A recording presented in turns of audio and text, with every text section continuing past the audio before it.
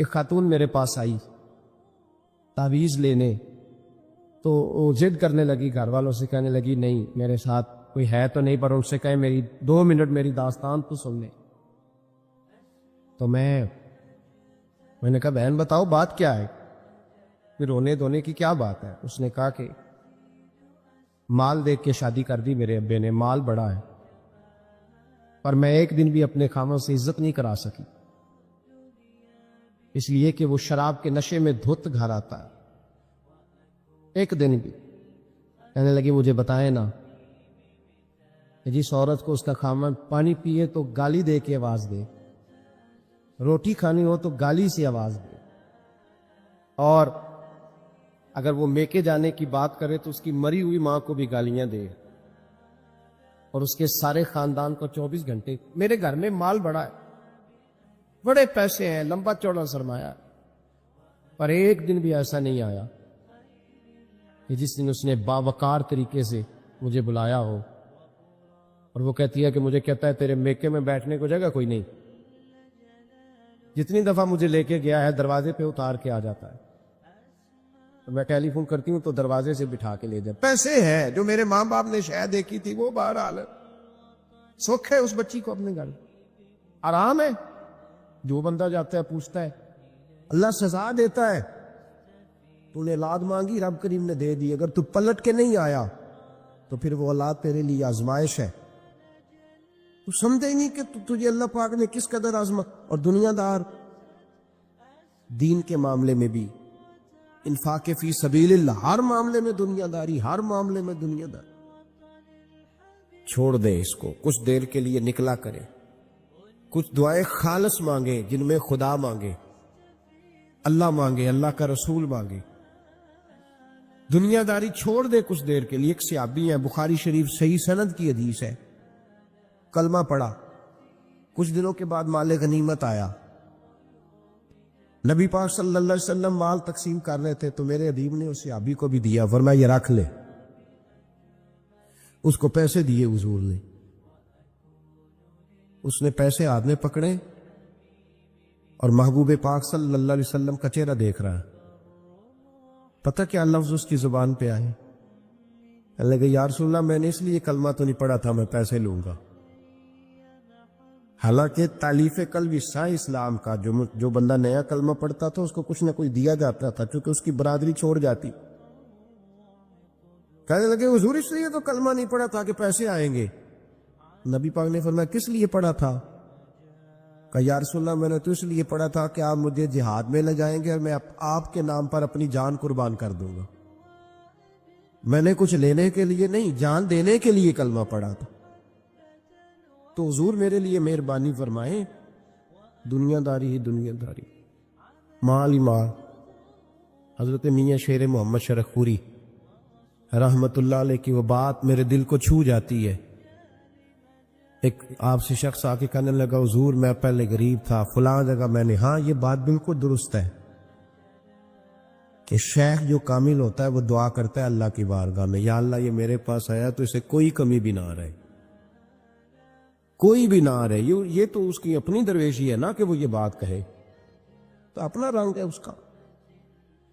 میاں صاحب کے پاس آیا تو آ کے کہنے لگا حضور میں فلانے آدمی کا مرید ہوا، ایک کارخانہ تھا اب 4 ہو گئے، تو آپ فرمانے لگے تیرا تو بیڑا غرق ہو گیا، چاہیے تھا تیرا ایک بھی چھڑاتے، تجھے اللہ اللہ پہ لگاتے، تجھے اور بھسا دیا دنیا میں، یہ کون سی تُو نے درویشی اختیار کی، اور کارخانے بڑھ گئے تیرے۔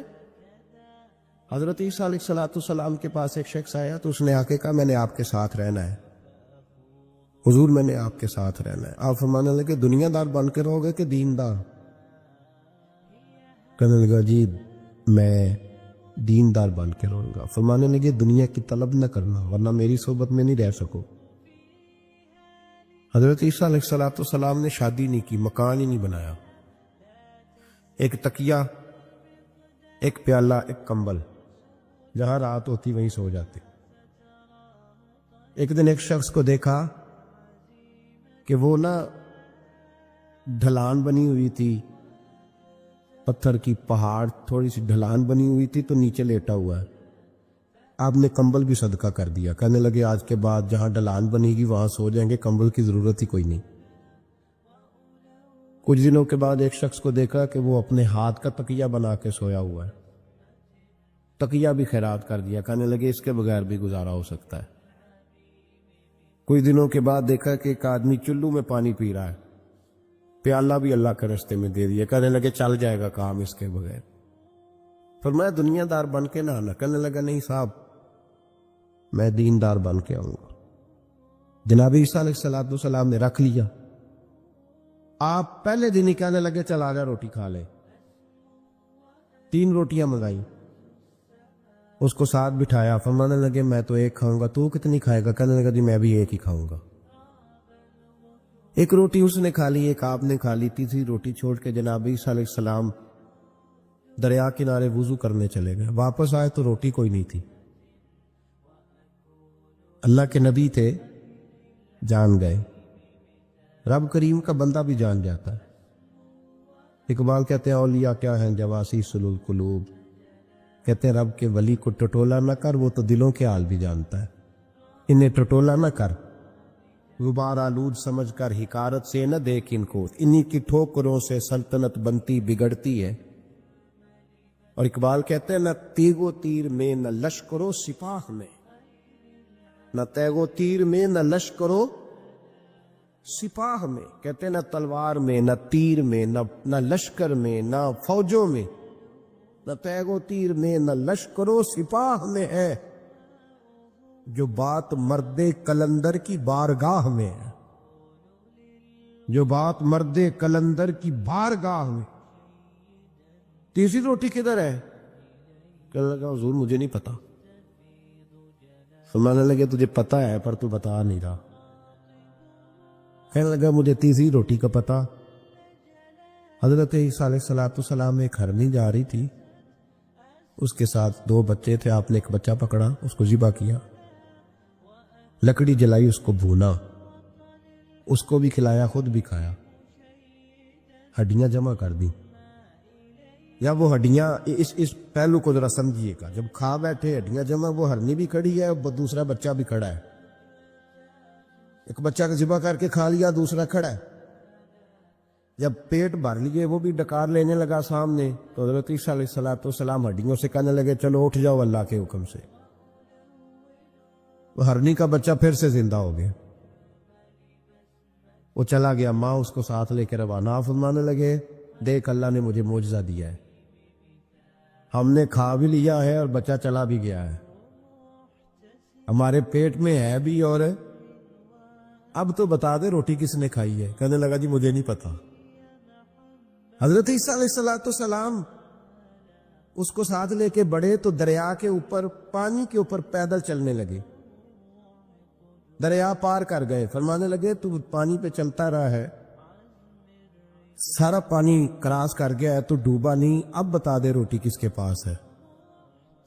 کہنے لگا نہیں پتا. مجھے پتا. اللہ اکبر. وہ کیا خوب لفظ کہہ گئے سجادہ نشین حضرت پیر میر علی شاہ صاحب رحمت اللہ علیہ.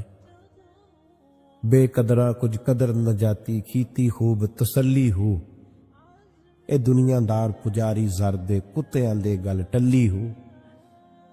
سارا دریا اتنا بڑا دیکھتے ہیں لوگ جو آتے ہیں نا درویشوں کے پاس, بڑے رنگ دیکھتے ہیں پر بدلتے نہیں. رنگ بڑے دیکھتے ہیں پر اپنے آپ کو تبدیل, او بانج فقیروں کسے نہیں مارے آئے ہوئی چور اندر دا ہو.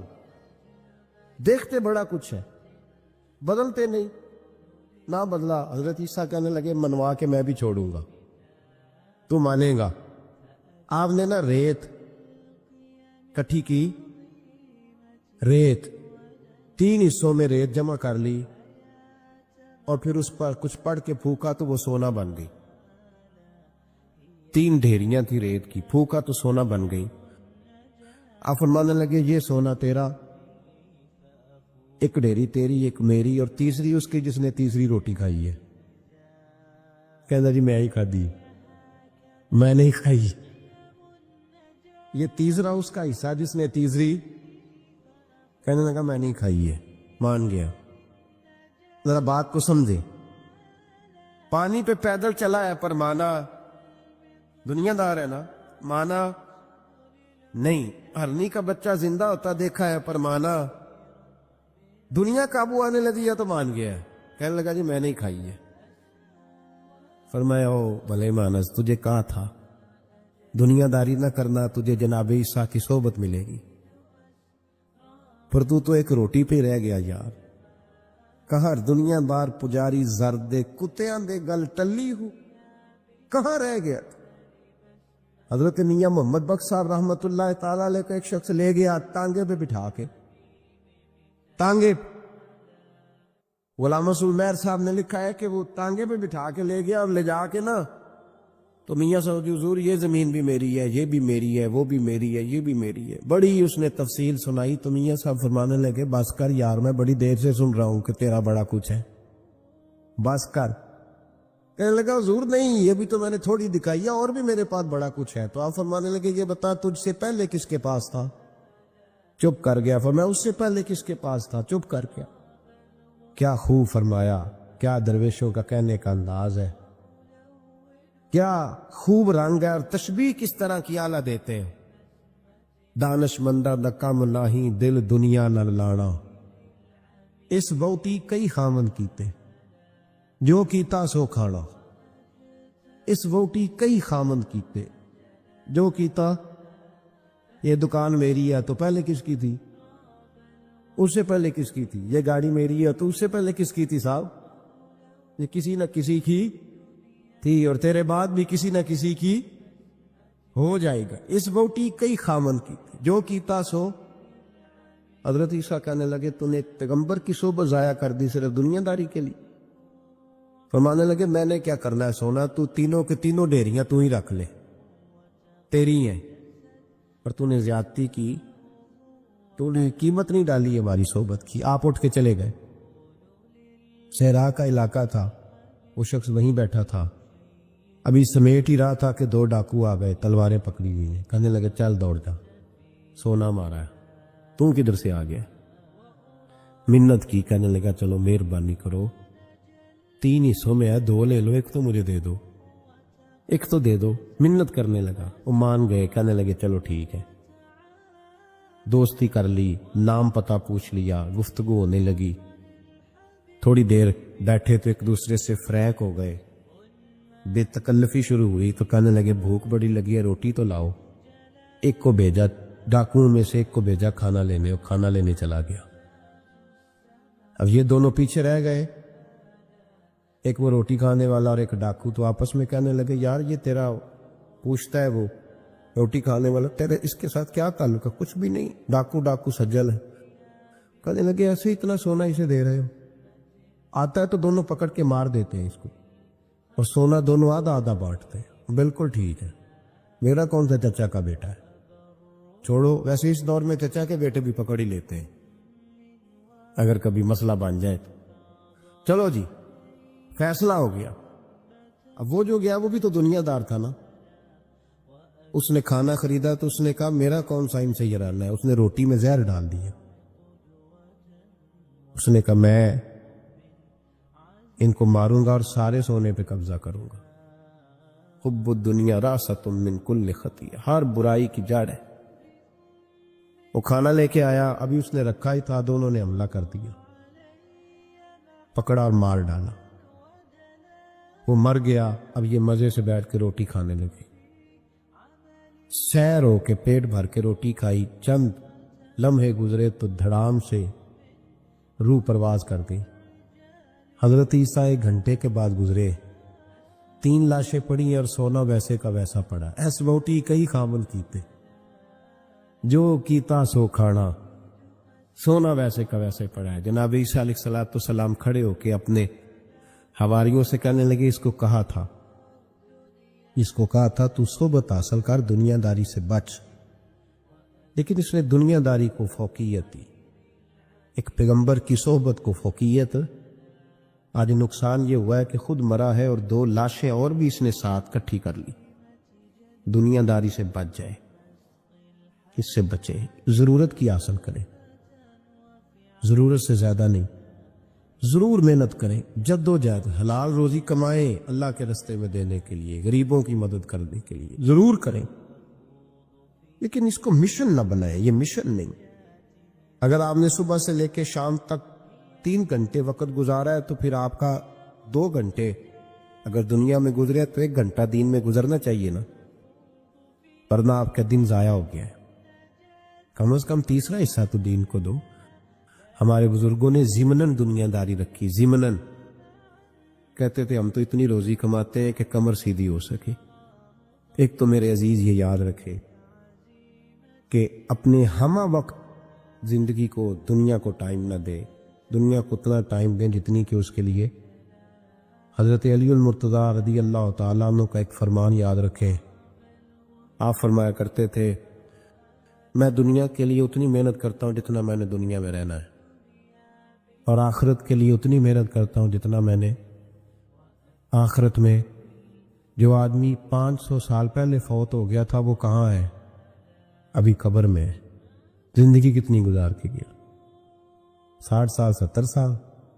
تو جتنا دنیا میں رہنا ہے اتنی اس کے لیے جد و جہد کریں، جتنا جانا ہے اتنا جانے کے لیے محنت کریں، اپنے آپ کو ضائع نہ کریں۔ لوگ آ کے پیر صاحب سے کہتے ہیں دعا کرے کام چل جائے، تو اللہ کے بندے کے پاس آ کے اس چیز کا سوال کر رہا ہے جو اللہ نے کافر کو بھی دی ہوئی ہے، جو بغیر کلمہ پڑھنے کے اللہ نے کافر کو دے دی ہے، وہ تو بیعت کر کے مرید ہو کے وظیفہ پڑھ کے حاصل کرنا چاہتا ہے۔ پتہ حضور نے مثال کیا دی ہے؟ مثال میرے محبوب کی، اگر آپ مثال کو سمجھیں تو کمال ہو جائے۔ نبی پاک صلی اللہ علیہ وسلم حضرت جابر بن عبداللہ رضی اللہ تعالیٰ عنہ کے گھر سے نکلے تو ایک بکری کا بچہ مرا ہوا پڑا تھا۔ ایک ذبح ہوتا ہے، ایک مر جاتا ہے، مرا ہوا پڑا تھا بکری کا بچہ روڑی کے ڈھیر پہ۔ حضور نے صحابہ کے دلوں میں نقش کرا دی بات۔ بکری ایک بچہ مرا پڑا تھا تو حضور وہاں رک گئے۔ رک کے میرے محبوب پاک صلی اللہ علیہ وسلم نے فرمایا میرے غلاموں بتاؤ تو صحیح، ادھر آؤ بھائی، ٹھہر جا، تو بھی آ، تو بھی آ، تو بھی آ۔ صحابہ کو بلا لیا۔ کہاں؟ بکری کا بچہ کیا ہوا تھا؟ اس کو مر گیا تھا۔ بکری کا بچہ مر گیا۔ حضور نے بلایا، کھڑا کیا، فرمایا یہ بتاؤ اس مرے ہوئے بکری کے بچے کی جو اس کا مالک تھا اس کی نظر میں کیا قدر ہے، کیا قیمت ہے اس کی نظر میں؟ یہاں روڑی کے ڈھیر پہ پھر سمجھیے بات کو، مثال کو سمجھیے۔ نبی پاک صلی اللہ علیہ وسلم نے فرمایا یہ مرا ہوا پڑا ہے، یہ مرا ہوا پڑا ہے بکری کا بچہ، یہ تمہارے سامنے ہے، بتاؤ اس کا جو مالک تھا اس کی نظر میں اس کی کیا قدر ہے؟ عرض کی یا رسول اللہ صلی اللہ علیہ وسلم کوئی قدر ہوتی تو بیچارہ روڑی کے ڈھیر پہ ہوتا، کوئی قدر نہیں، صفر ہے۔ کیا انداز ہے، کیا تشبیہ ہے، کیا سمجھانے کا۔ محبوب سمجھایا نہیں کرتے تھے، بات پلا دیا کرتے تھے، نقش ہو جاتی تھی دلوں میں۔ نقش کر دی میرے محبوب نے، بات سمجھائی تو نقش کر دی۔ فرمایا میرے غلاموں یہ اس کی کوئی قیمت نہیں تھی تو تب روڑی کے ڈھیر پہ پھینک دیا نا اسے مالک نے۔ فرمایا اگر اللہ کی نظر میں دنیا کے مال کی اتنی بھی قیمت ہوتی جتنی مرے ہوئے بچے کے مالک کی اس کی نظر میں قدر ہے، اتنی بھی قیمت ہوتی، اور پھر بات آگے بڑھائی۔ فرمایا یہ تو پھر بکری کا بچہ ہے نا، اگر اللہ کی نظر میں دنیا کے مال کی قدر اور قیمت مچھر کے پر کے برابر بھی ہوتی تو خدا کبھی کافر کو ایک گھونٹ پانی کا بھی نہ دیتا کہ تو مجھے مانتا نہیں اور میں تجھے دنیا دوں، میں تجھے دوں۔ فرمایا اگر اس کی نظر میں مچھر کے پر کے برابر بھی ہوتی تو اللہ کبھی ایک گھونٹ پانی کا کافر کو۔ میں کہتا ہوں یار جو چیز اللہ نے نہ ماننے والے کو دی ہے، منکر کو دی ہے، تو اس کے لیے دعائیں کر رہا ہے۔ جو نہ مان